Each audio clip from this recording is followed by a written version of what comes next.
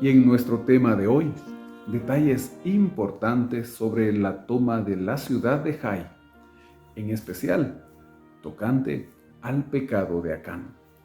El libro Patriarcas y Profetas, desde la página 526 hasta la 530, nos dice: poco después de la caída de Jericó, Josué decidió atacar Jai, ciudad pequeña situada entre las hondonadas a pocos kilómetros al oeste del valle del Jordán. Los espías que se enviaron a ese sitio trajeron el informe de que los habitantes eran pocos y que bastaría una fuerza pequeña para conquistarla. La gran victoria que Dios había ganado por ellos había llenado de confianza propia a los israelitas. Y ese es el problema del ser humano hasta hoy. Cuando se olvida de Dios, después que Dios le ha dado la victoria en cualquiera de los ámbitos de nuestra vida. Por haberles prometido la tierra de Canaán, se sentían seguros y perdieron de vista que solo la ayuda divina podía darles éxito. Aún Josué hizo sus planes para la conquista de Jai sin pedir el consejo de Dios. Los israelitas habían comenzado a ensalzar su propia fuerza y a mirar despectivamente a sus enemigos. Esperaban obtener la victoria con facilidad y creyeron que bastarían 3,000 hombres para tomar el lugar. Estos se precipitaron al ataque sin tener la seguridad de que Dios estaría con ellos. La derrota descorazonó a toda la congregación, por lo que el corazón del pueblo desfalleció, así como el de su líder Josué, quien exclamó: ¡Ay, Señor Jehová! ¿Por qué hiciste pasar a este pueblo el Jordán? La contestación que recibió Josué fue: levántate, ¿por qué te postras así sobre tu rostro? Israel ha quebrantado mi pacto que yo les mandé. Uno de los designados para ejecutar los juicios de Dios había desobedecido su mandamiento y toda la nación era responsable por la culpa del transgresor. Esto es interesante. Nosotros somos hoy en día enviados por el Señor. Cuando predicamos evangelio de salvación, pero también evangelio de juicio. Y cada persona tiene la obligación de decidir si acepta o no el mensaje que el Señor envía por medio nuestro.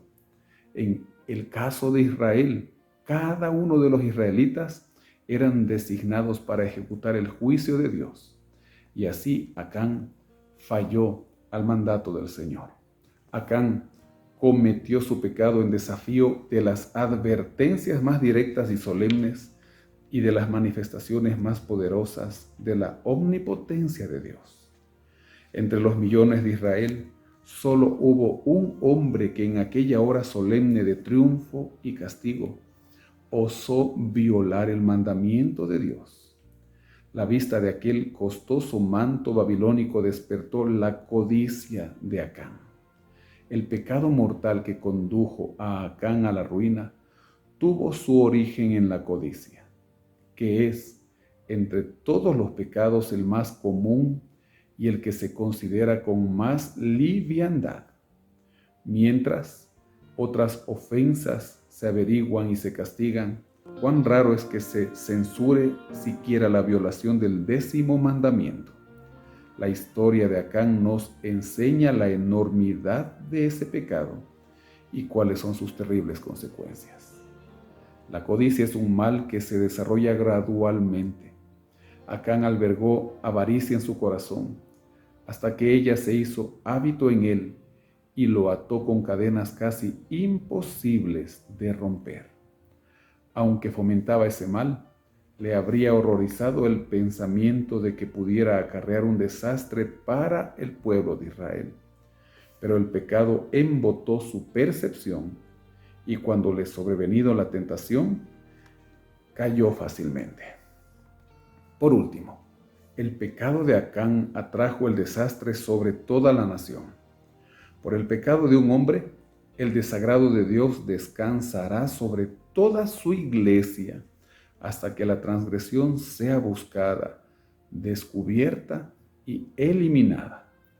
La influencia que más ha de temer la Iglesia no es la de los que se le oponen abiertamente, ni de la de los incrédulos y blasfemadores, sino la de los cristianos profesos e inconsecuentes.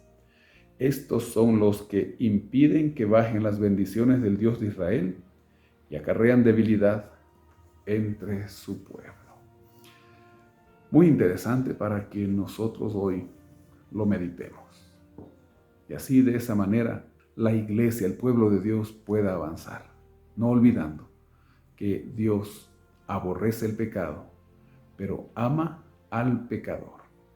Y la disciplina eclesiástica ayuda a redimir a aquel hermano que ha caído en pecado, que está siendo oprobio para el pueblo, para meditarlo. Mi Señor, gracias por la bendición de este día, por tu palabra, por tu consejo. Bendice a mis amigos, Señor, y que ninguno de nosotros sea oprobio para tu causa. Te lo rogamos en el nombre de Jesús. Amén. Que el Señor le bendiga.